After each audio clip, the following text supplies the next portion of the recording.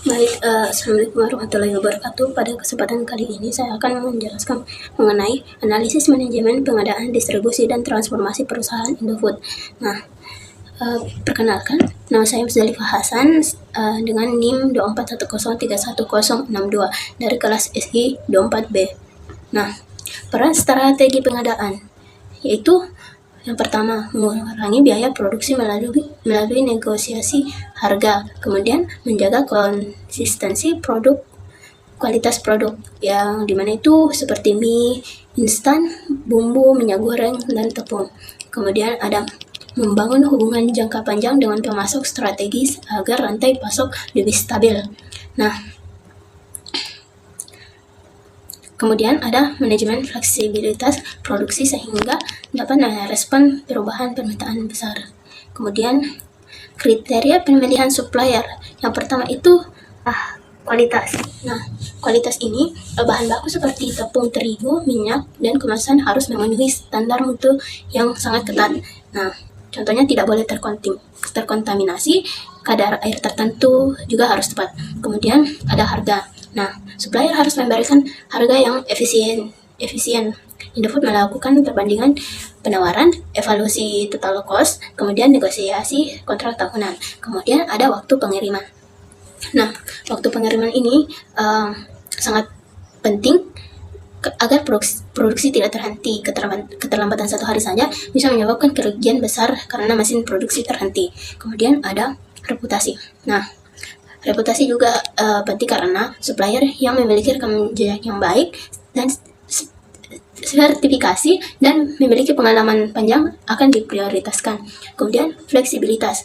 Nah, supplier harus sanggup memenuhi permintaan mendadak, misalnya jika permintaan Indomie meningkat secara tiba-tiba. Kemudian kapasitas Indofood memerlukan pasokan dalam volume sangat besar. Jadi supplier wajib punya kapasitas produksi yang besar dan stabil. Nah, kemudian ada siklus pengadaan perusahaan Indofood. Nah, yang pertama itu identifikasi kebutuhan bahan baku dari data divisi produksi. Nah, divisi produksi ini memberikan data kebutuhan, misalnya berapa ton tepung atau minyak untuk bulan depan. Kemudian yang kedua itu seleksi supplier. Nah, tim pengadaan memilih supplier yang memenuhi kriteria harga, kualitas, kapasitas, dan sebagainya. Kemudian ketiga itu permintaan penawaran. Nah, yang dimana Indofood meminta supplier mengirimkan rincian harga, jumlah, dan waktu pengiriman. Kemudian yang keempat itu evaluasi penawaran dan negosiasi. Nah, tim akan mengevaluasi penawarannya, apakah harga tepat, apakah kualitasnya sesuai. Setelah itu dilakukan negosiasi kontrak. Kemudian yang kelima itu pembuatan purchase order PO. Itu PO adalah dokumen resmi pemesanan yang mengikat kedua pihak. Kemudian yang keenam itu pengiriman bahan baku ke gudang Indofood. Kemudian ada yang ketujuh, pemeriksaan kualitas bahan baku. Nah, bahan juga akan diperiksa di laboratorium untuk memastikan kualitas sesuai standar, tidak terkontaminasi, berat, dan jumlah sesuai PO. Kemudian yang terakhir itu adalah pembayaran kepada supplier. Nah, supplier dibayar sesuai kesepakatan setelah bahan diterima dan lolos inspeksi. Kemudian ada hubungan pengadaan, distribusi, dan transformasi dalam supply chain Indofood. Nah, yang pertama itu pengadaan memastikan bahan baku tersedia untuk produksi. Jika pengadaan terlambat, produksi juga akan terhenti. Kemudian produksi mengelola bahan baku menjadi bahan jadi seperti Indomie, Citato, Popmie, dan lain-lainnya. Nah, kemudian ada distribusi mengalirkan produk ke distributor, minimarket, supermarket, hingga ekspor. Kemudian ada transportasi mendukung pergerakan barang dari supplier, pabrik, gudang, dan pasar. Tanpa transportasi yang baik, produk tidak akan tersedia tepat waktu. Kemudian strategi distribusi PT Indofood.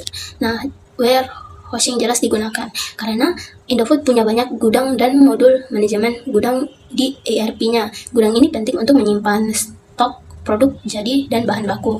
Kemudian kelebihan warehousing ini menyimpan stok dekat titik penjualan, mempercepat pengiriman ke retailer. Kemudian menyediakan buffer stok untuk menghadapi fluktuasi permintaan, yang dimana mencegah kekurangan barang saat permintaan naik. Kemudian memungkinkan konsolidasi barang. Itu muatan konsolidasi barang itu muatan penuh membuat biaya transportasi lebih murah. Nah, kemudian kekurangannya yaitu biaya penyimpanan tinggi, sewa gudangnya, biaya tenaga kerjanya dan pemeliharaannya. Kemudian resiko overstock atau stock obsolescence. Nah, yang dimana itu resiko barang menumpuk atau kadaluarsa. Kemudian butuh sistem yang sangat baik untuk mengelola stok. Yang untuk mode transportasi yang digunakan Indofood yaitu transformasi jalan. Ada 4, yaitu jalan yang biasanya dipakai truk. Nah, penggunaannya itu distribusi produk dari pabrik ke gudang dan toko. Nah, kelebihannya truk ini fleksibel, cepat, menjangkau wilayah luas. Kemudian kekurangannya biaya bahan bakar tinggi dan resiko kemacetan. Kalau kemacetan bisa jadi terlambat lah. Nah, kemudian ada rel yaitu kereta. Nah, pengiriman antar pulau, antar kota besar untuk volume besar. Nah, kelebihannya itu kapasitas besar, biaya lebih murah, tapi kekurangannya itu tidak bisa menjangkau daerah terpencil. Nah, kemudian laut atau kapal barang. Nah, pengiriman produk keluar pulau dan ekspor. Nah, kelebihannya itu hemat untuk volume besar. Nah, kekurangannya yaitu waktu pengirimannya yang lama. Kemudian ada udara kargo. Nah, penggunaannya itu produksi ekspor tertentu yang membutuhkan kecepatan. Nah, kelebihannya itu pengirimannya paling cepat, tapi kekurangannya itu biayanya sangat tinggi. Keunggulannya itu perusahaan Indofood mempertahankan keunggulan kompetitif melalui proses pengadaan yang efektif dengan memilih pemasok berdasarkan kualitas harga, ketepatan waktu, fleksibilitas, dan kapasitas.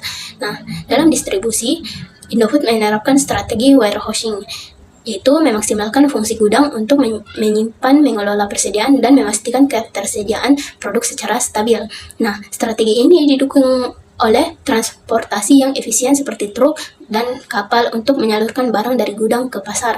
Integrasi antar pengadaan, warehousing, dan transportasi menjadikan Indofood mampu memenuhi permintaan konsumen secara cepat, teratur, dan konsisten.